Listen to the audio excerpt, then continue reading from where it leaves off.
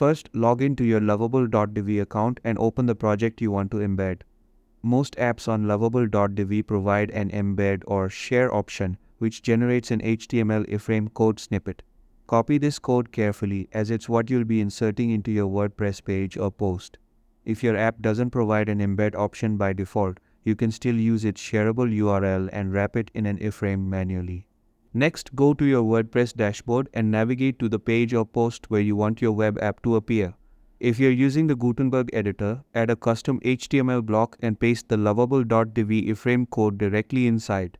For those using the classic editor, switch to the text HTML view and paste the code where you'd like it to appear. After inserting the code, preview the page to make sure the app displays correctly. Finally, publish or update your page so the app is live on your WordPress site.